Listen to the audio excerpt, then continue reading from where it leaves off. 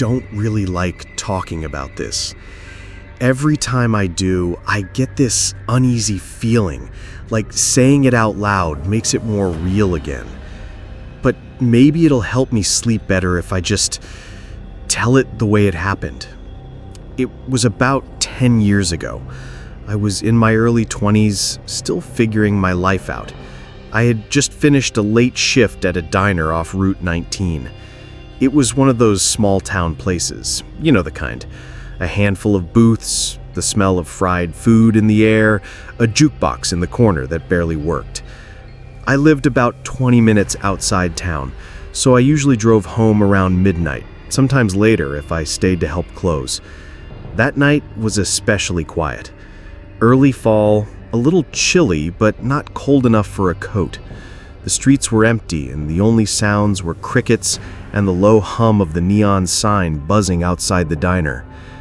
I remember thinking about how peaceful it was, that kind of small-town silence where you feel like nothing bad could ever happen. I got in my old Chevy, turned onto Route 19, and started heading home. The road out there is pretty isolated.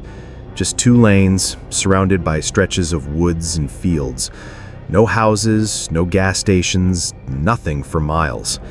You can drive for 10-15 minutes without passing another car. Normally, it didn't bother me. I actually liked the solitude. But that night, about 5 minutes down the road, I noticed something. Up ahead, in the glow of my headlights, there was a man walking along the shoulder. Now, that wasn't too unusual. Sometimes people would walk the road if their car broke down or if they didn't have a ride. But this guy, something about him felt off. He was tall, kind of lanky. He wore dark clothes that didn't really match the weather, like an old coat that hung down past his knees. His head was tilted slightly down, and I couldn't see his face at first. He didn't have a bag, didn't look like a traveler, just walking, slowly, almost like he was waiting for something. As I got closer, I felt this strange heaviness in my chest. I can't explain it. It wasn't fear exactly, more like my body was telling me something wasn't right. I eased off the gas as I passed him, trying not to stare, but of course I glanced over. And that's when I saw his face. Rather, I didn't. Because his face, it looked wrong. Pale, almost gray in the headlights. His eyes didn't reflect the light the way normal eyes do.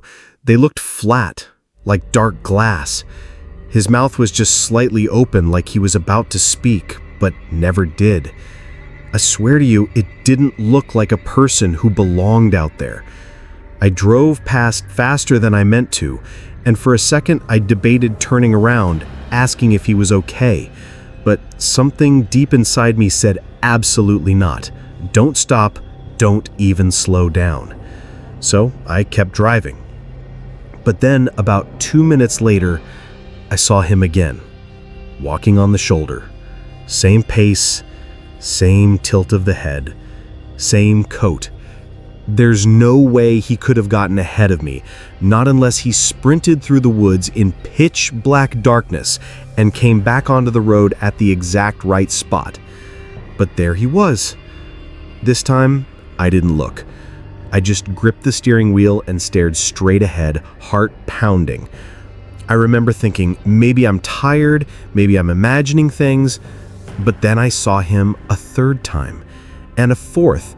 Every couple of minutes, no matter how far I drove, there he was again, always just up ahead, walking the shoulder. By the 5th time, I was sweating, shaking, whispering to myself just to keep calm. Just drive, drive. Finally, I saw the turnoff for my road. Relief washed over me. I hit the blinker, turned onto the gravel drive, and told myself once I got home, everything would be okay. I pulled into my driveway, parked, and just sat there for a moment in the silence.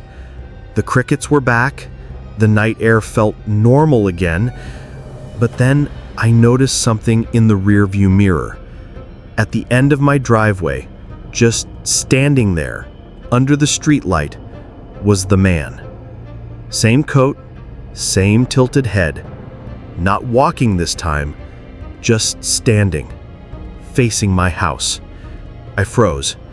My hands wouldn't move. My breath felt caught in my throat. I blinked, and when I looked again, he was gone. I ran inside, locked every door and window, and barely slept that night. For weeks afterwards, I had nightmares. I'd see his pale face in my dreams, hear the crunch of gravel like footsteps outside my window. I stopped taking Route 19 for months. And here's the part I've never been able to explain. A few months later, I was talking with an older guy at the diner. He had lived in town his whole life. I don't even remember how it came up, but he mentioned Route 19 and kind of shook his head. I asked him what he meant. He said, "You know, back in the 70s, there was a bad wreck out there. Guy walking along the shoulder got hit and killed instantly. Folks around here say sometimes he still walks the road at night, looking for a ride that never comes." I didn't say anything. I just nodded, my stomach twisting. To this day, I don't know if what I saw was a ghost, a trick of the mind, or something else entirely. All I know is I don't drive Route 19 alone at night anymore. And if you ever find yourself out there, late at night, and you see a man in a long coat walking the shoulder, don't stop. Don't look at his face.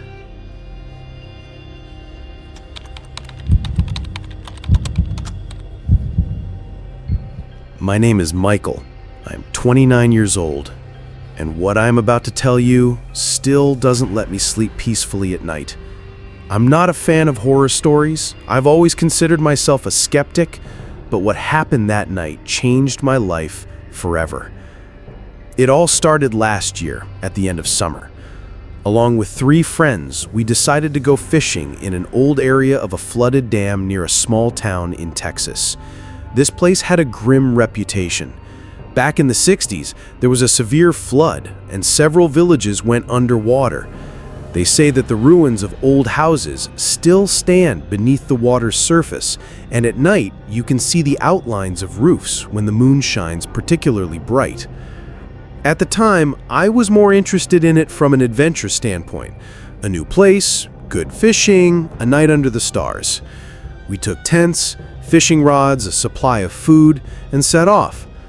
The road led through an overgrown area, and the closer we got to the dam, the stronger the strange smell of dampness and silt became.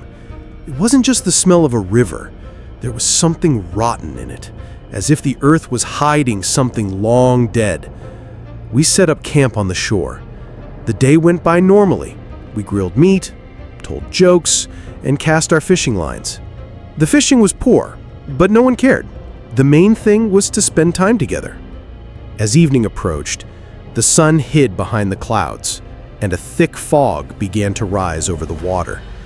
It spread right across the surface as if someone had covered the reservoir with a white blanket. At first, it looked rather beautiful, but the longer it went on, the stranger things became. Sounds began to drift from the water, something like a moan or a scream. We thought it might be birds or animals, but the darker it got, the clearer these cries became. They sounded human. I remember one of my friends, Tom, saying, "Hey guys, do you hear that too?" Everyone froze. A drawn-out sound was coming from the water, as if someone was begging for help. It didn't sound like a coyote or a bird. It was a voice. We tried to brush it off, suggesting it might be an echo from the other side of the shore, but deep down each of us felt that something was wrong. When it got dark, we built a fire. The fire crackled, but it didn't provide a sense of warmth. It was cold, even though the day had been hot. A breeze carried the smell of sludge from the water, and I could feel goosebumps on my skin. And then, around midnight, we saw them. dark figures began to emerge from the surface of the fog. They stood right in the middle of the water, motionless, like shadows. At first we thought they were fishermen or someone else, but no boat could have passed through there. It was too deep and dangerous. "There's someone out there," whispered Alex. We watched as these figures seemed to approach, and then the scream came again. Clear, human. It cut through the silence of the night so sharply that I almost dropped my flashlight. Tom stood up and said, "I'm going to check it out." We tried to stop him, but he waved his hand and walked towards the water. I watched as the fog seemed to dissolve his silhouette. We shone our flashlights, shouted his name, but it was all in vain. And then the most terrifying thing happened. We heard his voice. "Guys, I'm over here." He called to us from somewhere deep in the fog, but we couldn't see him.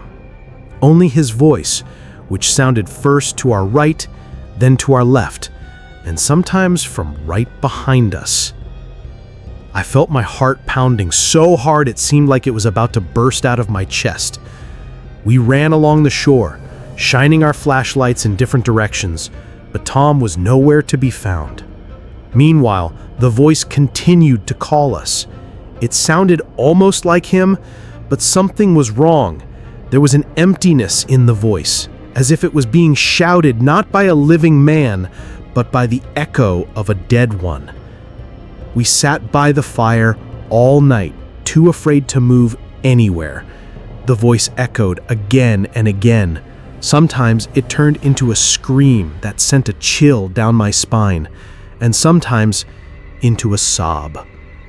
I tried to stay awake, but a few times it felt like I heard footsteps right behind me.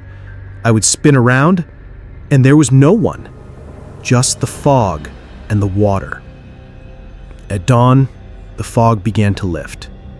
We ran along the shore, looking for Tom. His belongings were still in place, his backpack, his jacket, even his phone. But we never found him. We called the police, and they combed the shore with rescuers. Divers searched a portion of the dam. There were no traces. No body, no belongings in the water, absolutely nothing. The scariest part was that during the search, Alex and I both heard his voice again, in broad daylight. It was calling to us from the middle of the water, but no one was there. A year has passed. Tom is officially listed as a missing person. His family never got any answers. And as for me, I still hear his voice in my dreams, sometimes even when I'm awake, whenever I'm near water. It feels like he's calling me there, into the depths, into the darkness. And I'm afraid that one day I won't be able to resist, and I will follow that voice. Because deep down, I know that place at the dam never lets go of those who have heard its call.